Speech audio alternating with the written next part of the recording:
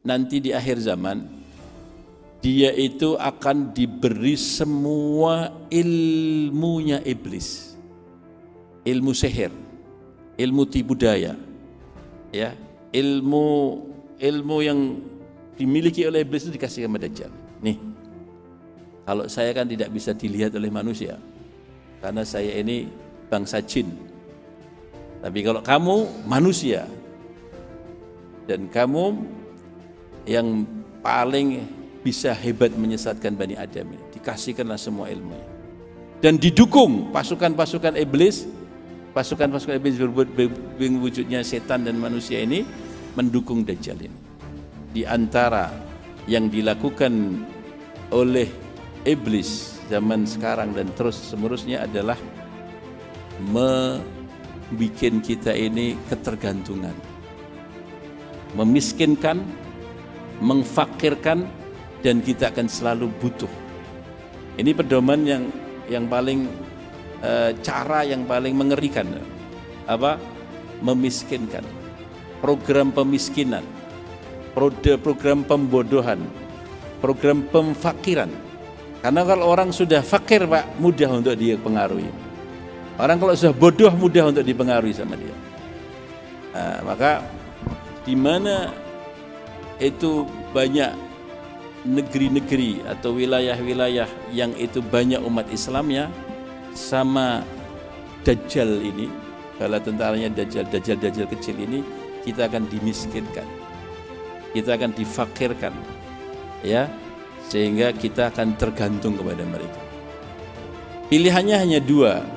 Nanti kalau Dajjal muncul zaman sekarang ini, Pak, sudah mulai terasa kita.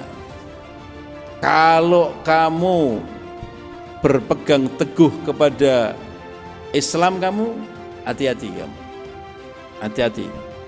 Saya akan miskinkan kamu, saya akan fakirkan kamu, saya akan potong usaha-usaha kamu.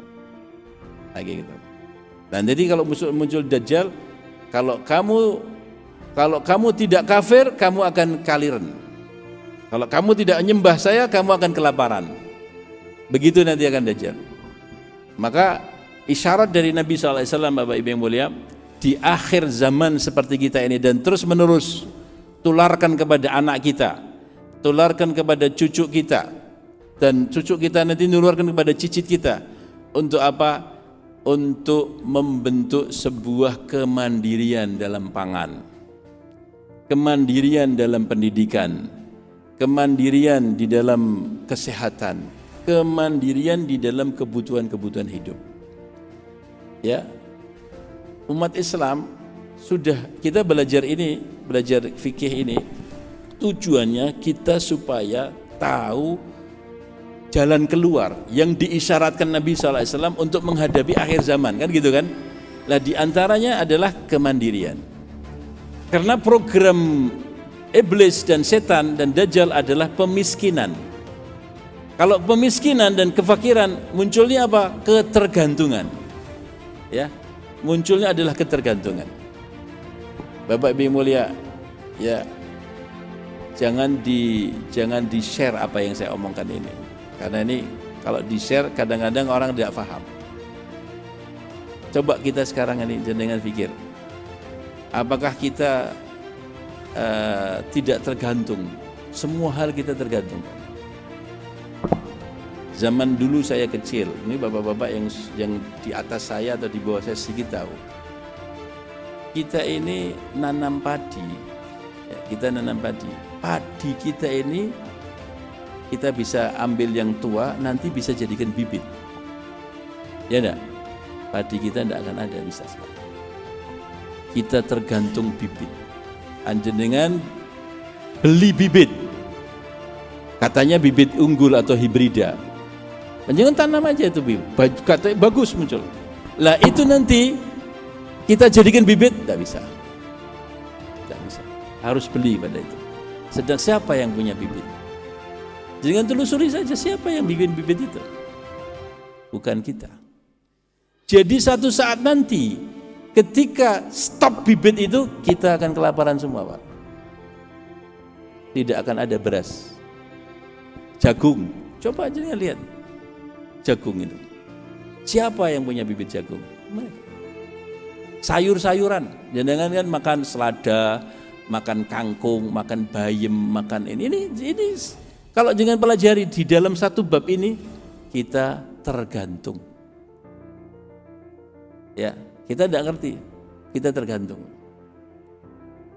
Petani-petani sayur ini tanya kepada mereka, Pak, jangan bikin bibit sendiri apa enggak? Pilih. Lah kalau sudah bibitnya unggul, ini dijadikan bibit, tidak bisa. Tidak bisa. Semua buah, sayuran, biji-bijian, makanan pokok kita tergantung. Padahal kita nanam sendiri. Apalagi kalau kita impor, lebih lagi tergantung. Sapi, kambing, tidak bisa kita punya bibit. Layer, ayam petelur, bisa enggak yang punya ribuan ayam petelur itu? Bikin sendiri, netes ke dewe, terus gini, sedikit Pak yang bisa. Netes ke dewe, kemudian itu dibesarkan, itulah jadi petelur, tidak bisa. Beli, harus beli. Kutuk itu harus beli. Ayam boiler, kutuknya harus beli. Nah, pakannya harus beli. Tidak bisa. Lah kalau seandainya itu di stop, mati kabeh kita ini. Ini kan sudah sebuah isyarat, Pak. Isyarat kesana itu nanti. Ketika nanti itu muncul di stop tek, kaliran kabeh. Kowe kafir atau kowe mati kaliran. Kalau kamu mau ikut saya kafir, saya kasih. Kalau enggak. Sampai ke situ nanti, Pak. Nah, karena itu programnya Dajjal. Maka Rasulullah mengatakan, siapa yang selamat dari Dajjal? Di antara Dajjal adalah program Dajjal. Zaman sekarang program Dajjal sudah muncul. Ya. Maka dia akan selamat. Apa pedoman Rasulullah seperti ini hanya sekedar ilmu? Jangan sekedar ilmu, harus ada persiapan.